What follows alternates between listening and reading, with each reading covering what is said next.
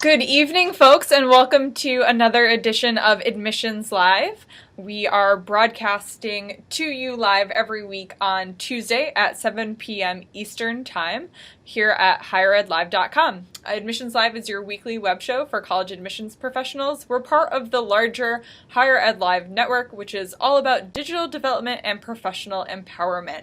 We've got Jonathan Hoster on tonight's show, and we're talking about recruitment for STEM disciplines.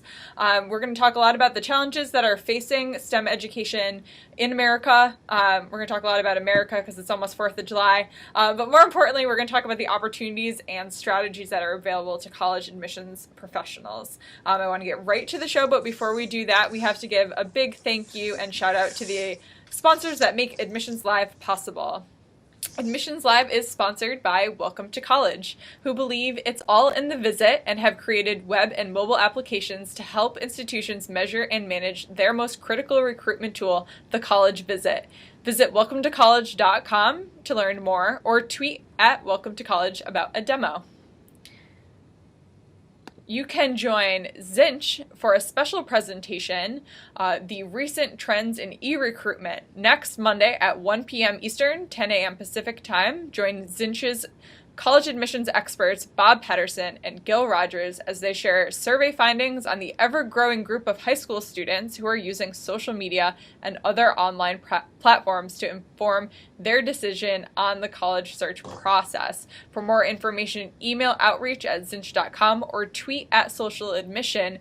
We've also sent out a tweet over the Higher Ed Live handle with the link to that webinar, so be sure to check that out. Admissions Live is also sponsored by Integral, your destination for social media research in higher education. Check out their research website and find their latest white paper, a class of 2016 community analysis, to learn how creating communities for incoming students can improve admissions yield. Last but never ever least, Admissions Live is sponsored by Scavenger, a Google-funded mobile game about going places, doing challenges, and earning points. Boston University has used Scavenger for many things, like campus tours. They love it so much, it's become a habit of theirs. We've sent out a link to this Boston University case study for you. Tonight on Admissions Live, we have Jonathan Hoster. I hope I'm pronouncing your last name right. You're going to have to correct me if I'm wrong. He is the Undergraduate Recruitment Specialist at the L.C. Smith College of Engineering and Computer Science at Syracuse University, just down the highway from me. And I want to bring Jonathan onto the show now. We're hoping our technical challenges of the past are in the past. But hi, Jonathan, how are you doing? I'm doing great, Ashley. Thank you very much. It's Hoster, actually. It's a long O, but that's okay. Close enough. I had a excited feeling to be here, and this is, as you said, a very important topic. So I hope we can give folks some important ideas about STEM recruiting today. Awesome. We absolutely will. And so do you want to start just by giving a little bit of your background in admissions and higher education and how you got into this new position that you have? Yes, so I was in the Central Office of Admissions at Syracuse University for about 4.5 years, and admissions here has both centralized and decentralized functions. We have 9 undergraduate colleges, and in December I moved into a position in the L.C. Smith College of Engineering and Computer Science here at Syracuse, and so my focus obviously has shifted a lot in the STEM direction. So rather than spending my time recruiting students for all of Syracuse's programs, my focus is now on our STEM programs and specifically engineering, but I have a lot of collaboration with my colleagues in the School of Information Studies here at my school and the College of Arts and Sciences for their natural sciences programs. Great. Sounds like a great new role for you, and I'm excited to pick your brain about what kinds of things you're doing at SU. But this is a bigger topic than just our individual institutions. And you shared with me a great article from the Chronicle of Higher Education.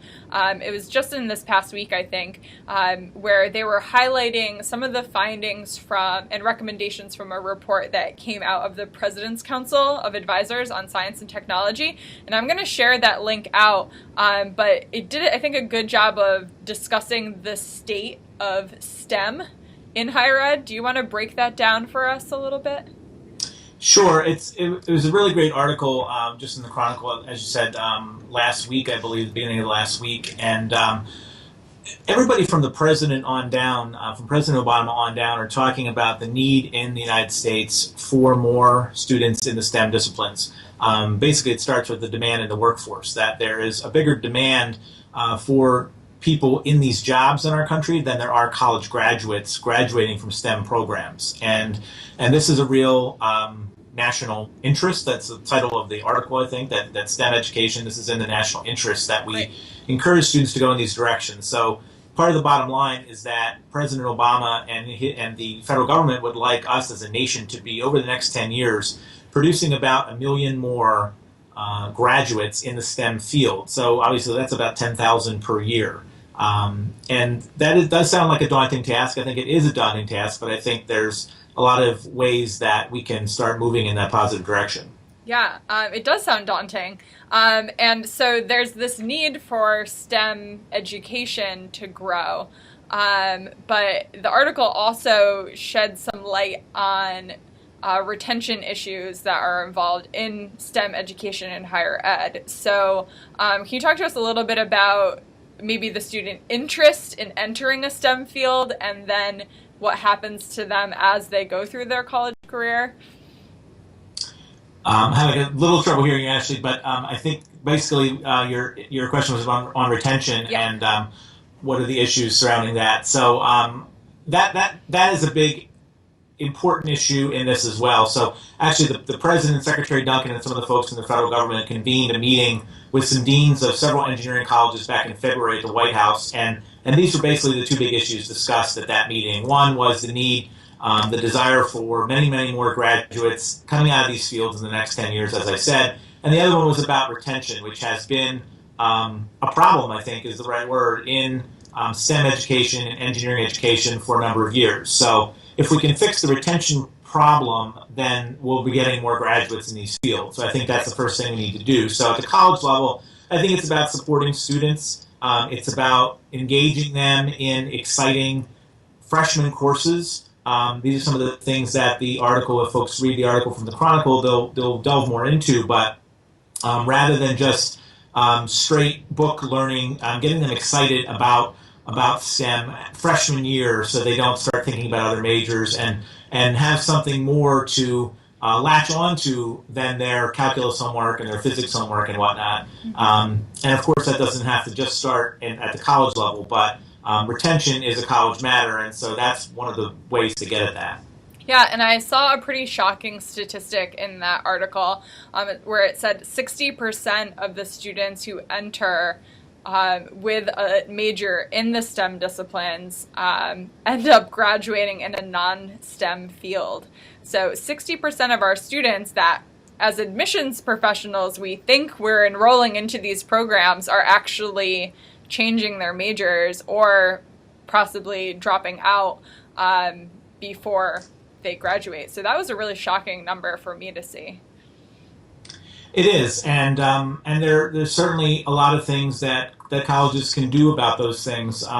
One of the exciting programs that we have at Syracuse is called Academic Excellence Workshops that we offer to our engineering students, not just the freshmen, not just the sophomores, but for students that want to spend extra time on their problem-solving skills. I relate this to the same reason why an athlete, a basketball player, will spend extra time in the gym shooting foul shots, or a softball or baseball player spends extra time in the batting cages.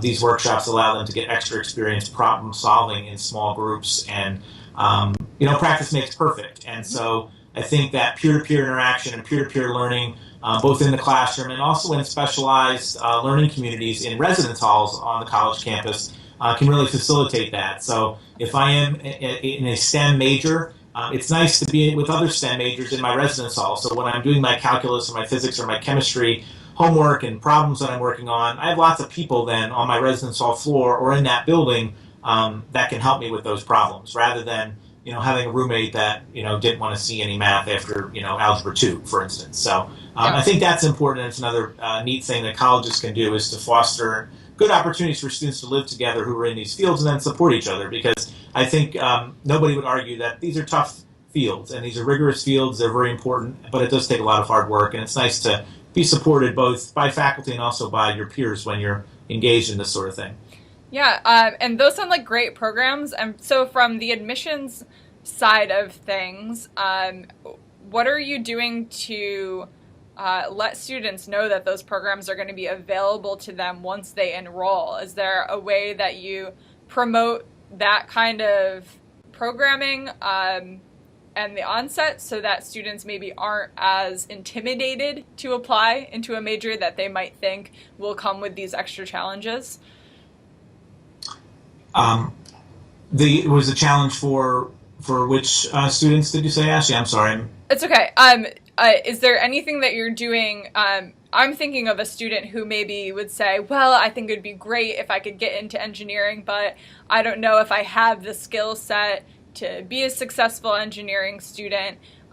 Is there anything that you're doing in your office to promote those extra programs that they get to do once they are students that might help a student realize that, okay, I might not feel ready for the coursework yet, but Syracuse has a program that's going to catch me up to speed, or that is going to help me be a successful student once I'm there. And maybe that has an impact on a student's reason that they would want to apply. Yeah, absolutely. I think for both prospective students and current students, it's showcasing what happens as part of the educational experience and what happens afterwards. The job market is very good for people who are talented in these fields. Yeah. And like I said, it takes hard work at the college level to lead to success in the career world. So one of my roles at Syracuse is when students come to visit and they're interested in these fields, my colleagues and I make it our business to show them around labs. I showcase our engineering labs all the time. I have students that are part of the REU, the Research Experience for Undergraduates program, who are here, who are very excited to talk to high school students and their families about the work that they're currently doing as undergraduates here. There's some really great research experiences that students can do at the undergraduate level at many institutions in the STEM fields. I have some students now working on fuel cells. And they're doing some really amazing work. They have a demo fuel cell that they can use to show how it produces electricity to run a fan. And people, I think, find this stuff really interesting. And it can really showcase, what can I do? I like math, I like science, I figured this out as a high school student, but where can that lead me? Okay, people have said engineering, but what does that really mean? Maybe I don't know what engineering is all about. And so part of my role is to kind of showcase that for them, bring them into the labs. They see working labs, they see our flight simulator, they see all the really cool things going on here, and I think that kind of furthers that spark inside them, and kind of they can see themselves doing this. And then, of course, the next step when they get here is to make sure that we're supporting them through that process and through their coursework. Great. Yeah, so let's talk about some of the opportunities that are available outside of our own individual universities. Can you talk to me a little bit about the Educate to Innovate program? I'm sorry, Did the you catch what that? program? The Educate to Innovate program? Yeah, I know you're having a little trouble hearing me. But did you say that Educate to Innovate? Yes, I did. Okay, sorry. I just had trouble with my audio. So the White House came up with this program a couple years ago. I believe it was in 2010, called Educate to Innovate, and it was an initiative on President Obama's part to kind of re-energize us as a nation to point out the importance of the STEM disciplines, and also to figure out how can we as a nation come together around this. There's a really great web page on the White House's website that will tweet out under the Admissions Live hashtag, and it contains a video. It's only a couple minutes long. I would encourage everyone watching our show tonight to check it out.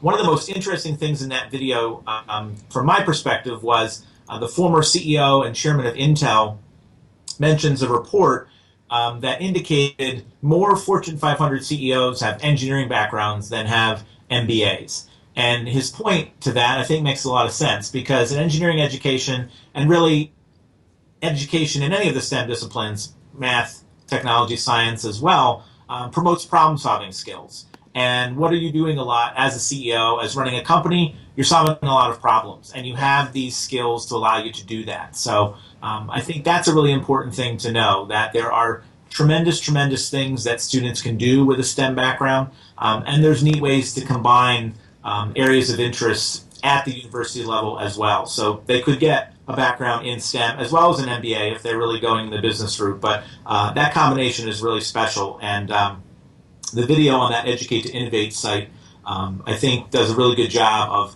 of pointing out the importance of these fields. And of course, it starts when children are younger too, getting them excited about science.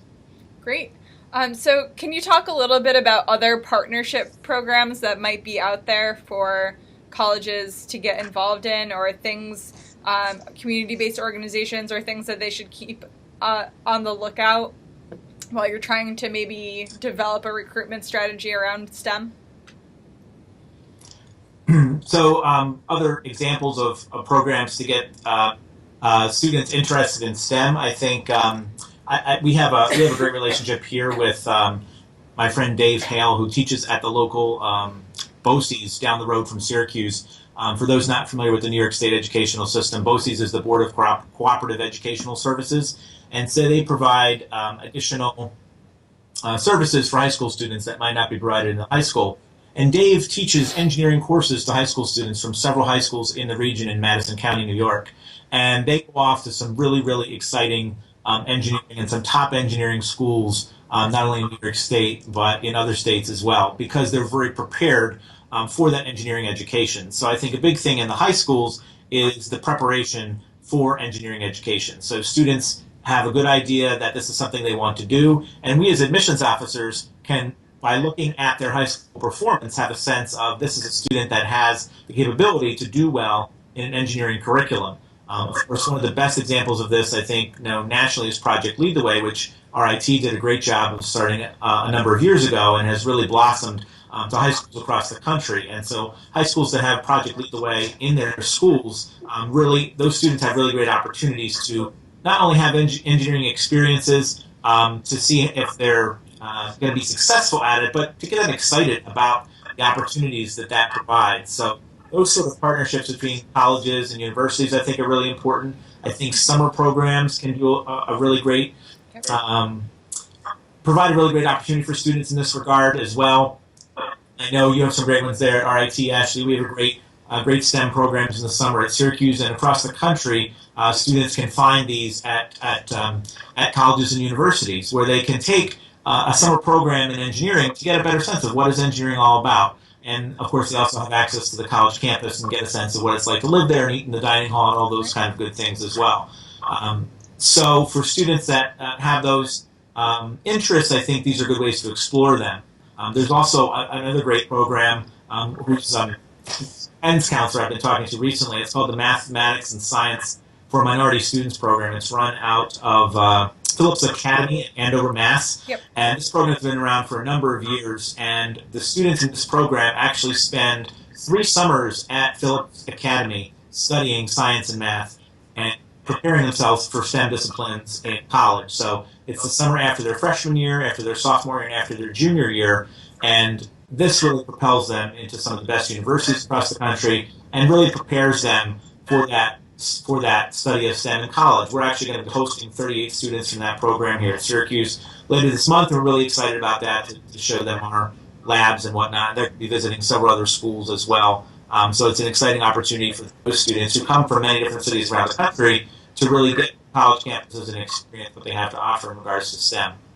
Yeah, and it's great that they're taking that that group of underrepresented students and giving them access to STEM. I think we see a call for more women in STEM more often than maybe some of those other racially oriented groups. And you have to think about all of those students who are entering our applicant pool.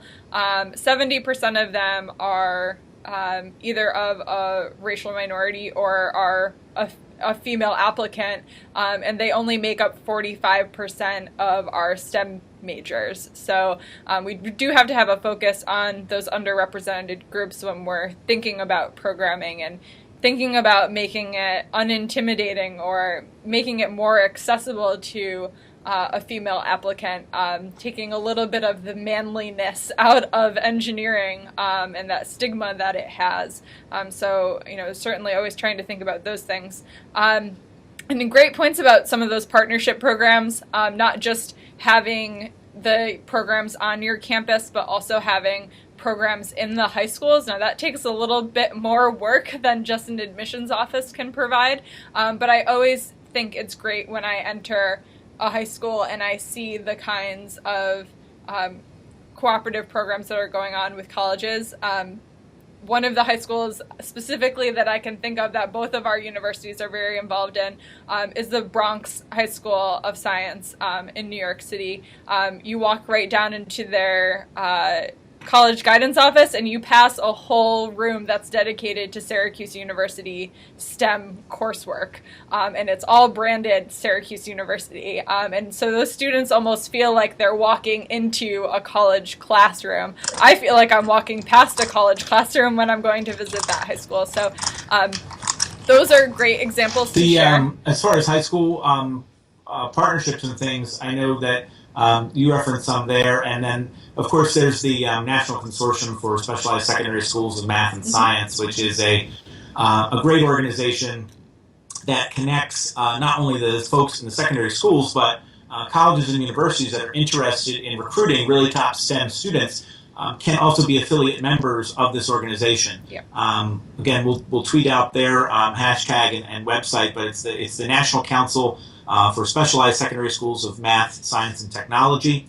And they have a professional conference every year for educators. They also have a student kind of competition and science fair sort of displays at a university. And this is a great opportunity for universities to host this conference in order to get these top science students, top STEM students from many different high schools onto their campus, and for that university to showcase the exciting STEM things happening there. So that is a great partnership, one of the best I can think of, linking colleges that are looking to do STEM recruiting with high schools who are doing some really great work in the STEM areas at the high school level. Great. So can we talk a little bit about strategy? And I know you're having a lot of trouble understanding what I'm saying, but I'm talking a little bit about strategy. Are there any tips or tricks or do's or don'ts that you want to share with folks that are getting involved in recruiting for STEM? Did you catch that? There's definitely, I can share some do's and don'ts, Ashley. I think to look at your campus recruitment strategy and what's really working well on an overall level, and then how can you kind of tap that into a more STEM-specific recruitment strategy. So one of the things that we've done here for a number of years at Syracuse is a STEM symposium, and we've done that for admitted students in the springtime as a yield program, inviting our top students who have been admitted to our STEM programs to really experience STEM at Syracuse as part of their visit for an admitted student day. And actually we combine this with one of our general yield programs, our spring reception. So the STEM symposium happens the day before. And they see the labs, they see professors in the labs showcasing demos and whatnot, and really get to experience what happens here. Another great thing that's happened at Syracuse for a number of years in engineering is we have a special engineering open house that happens as a yield event in April. Actually, it started as a yield event, and then we started inviting prospective students to it as well, because we thought, well, there's this big event going on showcasing engineering at Syracuse. Why only invite admitted students? Why don't we invite prospective students as well, whether they be prospective transfers or high school sophomores or juniors? So we have faculty and our students in the labs doing demos, in addition to presentations about the academic curriculum and whatnot, really getting our admitted students and prospective students excited about what engineering education at Syracuse is all about. So the Engineering Open House here has been a really great program for a number of years. And of course, I mean, there's a lot of off-campus things that can be done as well. So this year I had the good fortune to attend the USA Science and Engineering Festival in Washington, D.C. It was the second time this event has been put on, and it was my first time there, but it was a wonderfully amazing event that took up exhibit hall after exhibit hall at the convention center.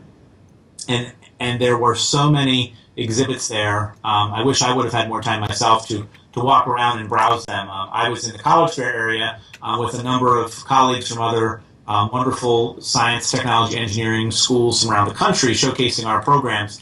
And this event, the USA Science and Engineering Festival, and the other affiliated festivals around the country that are more regional in nature, are doing an excellent job at promoting science and the exciting aspects of science to young children. So at this science festival in DC, I saw not only high school students for whom I was talking about the college application process, I saw second graders and fourth graders who were really excited about the cool little flashlights I was handing out and telling me about how much they love science in school. I asked one young student who was in about fourth grade if he likes science, and his response was, well, actually more like aeronautics. And I wasn't expecting that from a fourth grader, but that was wonderful, and I was really excited to see his excitement for science. And I talked to a number of teachers there, too, who were at the event to get some ideas to bring back to their classroom. I really applaud them for that, because this excitement around science, this excitement around STEM, really has to happen early on in the educational process, or at least if it happens earlier on, it'll make my job and your job actually trying to recruit for STEM disciplines a little more easy. So that's elementary teachers that are using hands-on demo to teach science and not just the textbook, and really getting children excited about the world and what STEM is all about. There's if they don't mind, if I give a couple more examples of some other exciting things that folks interested in STEM recruiting could participate in. The Society for Science and the Public, that's SSP they go by, Society for Science and the Public. Every year they sponsor or co-sponsor with Intel the Intel International Science and Engineering Fair. This year it was in Pittsburgh. I had the great fortune to go there, and I was absolutely amazed at the quality of the science students who came to this event. There were students there from over 70 different nations around the world, about 1,500 students in total, who were showcasing their independent science research projects. There was a young man, 15 years old, from Maryland, whose project got the top prize at this Intel International Science and Engineering Festival because he created a much better early detection method for pancreatic cancer that is much better than everything that we currently have. A 15-year-old, that was his independent science research project.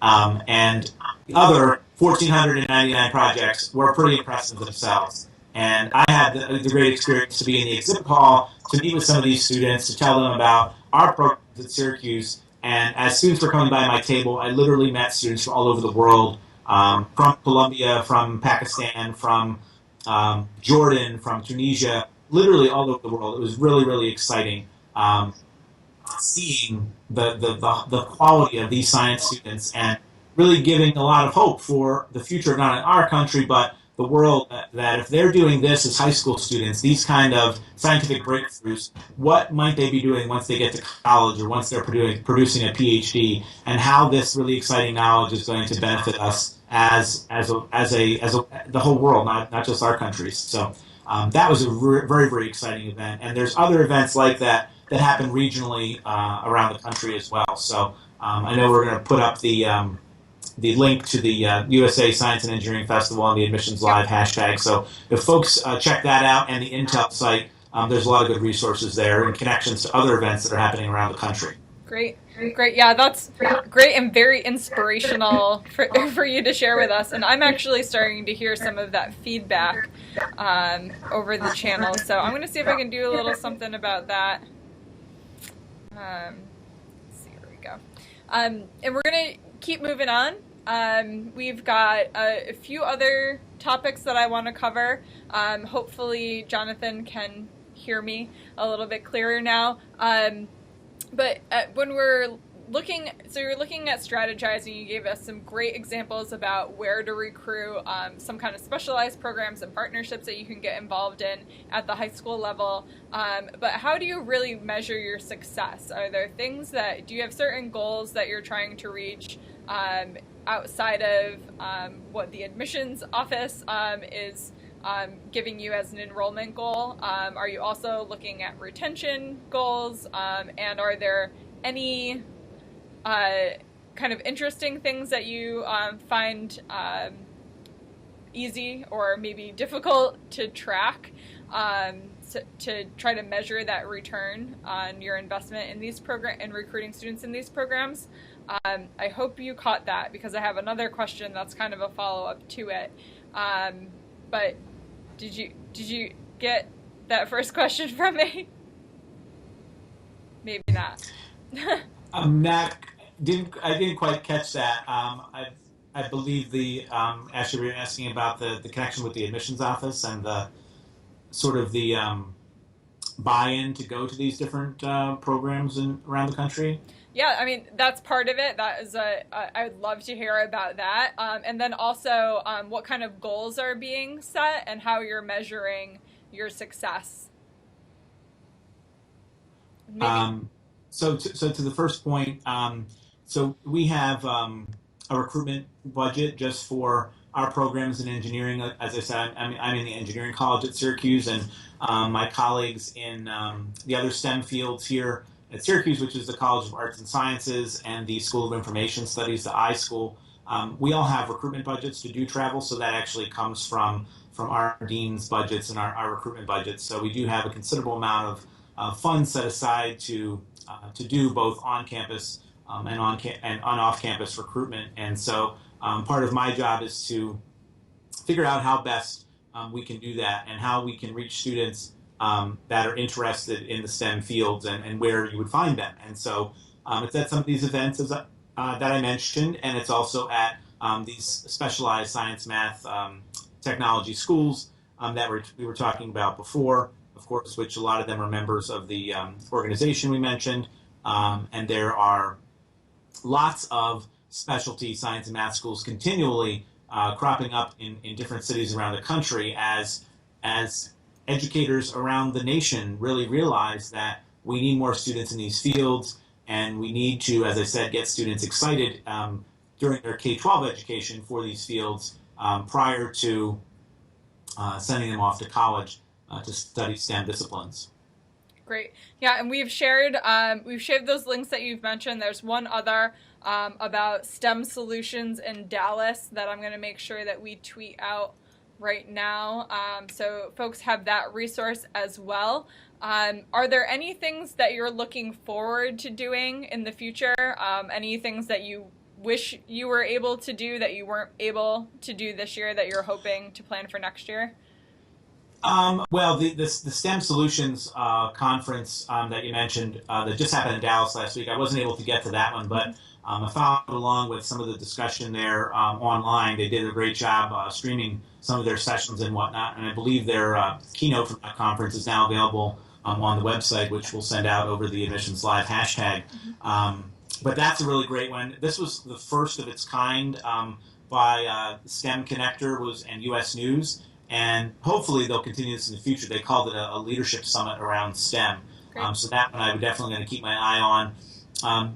The National Consortium for Specialized Secondary Schools, Science, Math, and Technology that I mentioned before has a professional conference coming up in Denver this fall. It's either in October or November.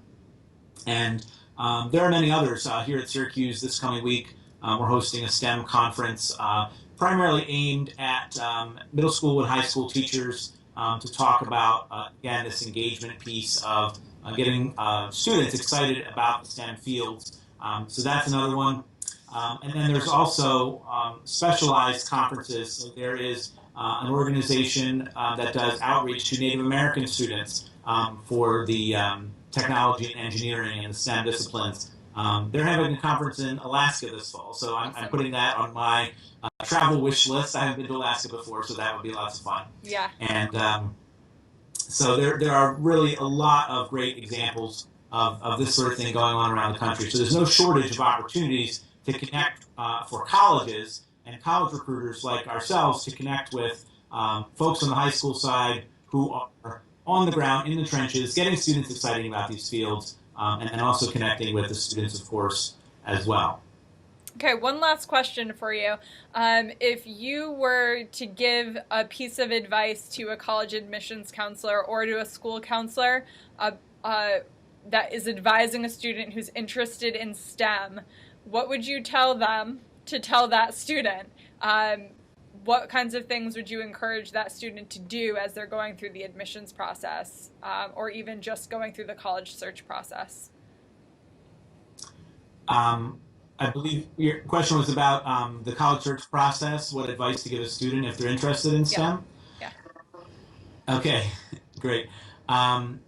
So I don't think it's too much different than the college search for a lot of other fields. There's a lot of great resources out there, like some of the sponsors of Admissions Live that can help students find colleges that match their interests. Mm-hmm. I think a key thing to do when they're visiting schools is to do the campus tour and definitely participate in the admissions presentation, but also contact a person like myself from a particular department that they're interested in, whether it be engineering, biology, chemistry, Yep. Technology, information studies, etc., and meet with someone there as well to really understand more about the curriculum, to see the labs, potentially meet with students. That's a little harder to do in the summertime, Mm-hmm. but many of our campuses do have some students doing research in the summer because they really want to get a sense of what is it like to be a STEM student on that campus. Mm-hmm. And knowing that they're going to work very hard as a STEM student, what else is there to do there? So the kinds of things that everyone's looking for, whether it be extracurriculars or social life or other things to do on campus, because as hard as students work in the STEM disciplines, I think it's definitely healthy to, at some point, really involve yourself in other things as well. So you're going to spend a lot of time on that calculus homework, that thermodynamics homework, which is very important, but as a kind of work hard, play hard kind of balance, it's also important to pursue other interests, whether it be the a cappella group or the rugby team or whatever it might be. So understanding the whole aspect of the campus, which is not different than the important things about the college search in general, Great. I think are important things to be looking for. Awesome. Great words of wisdom. And I thank you so much for dealing with our audio issues. You did a great job of interpreting my chicken scratch that's coming over audio for you. I am ready to sign off. If there's any kinds of questions that you have for Jonathan or myself, you know where to find us. You can find us on Twitter. You can find us with contact information in the archive of this show if you are watching us later.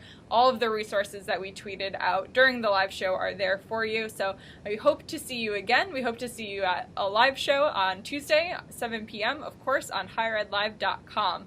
Next week, we are not broadcasting a live show at our regular time. I'm going to be off to Chicago next week for the StayMates Integrated Marketing Conference. So I will be doing some work with StayMates, delivering a lot of that conference information to you live with my co-host of Higher Ed Live, Seth Odell. We're both going to be out in Chicago next week, so look forward to all sorts of cool things happening then. Thanks again for tuning in.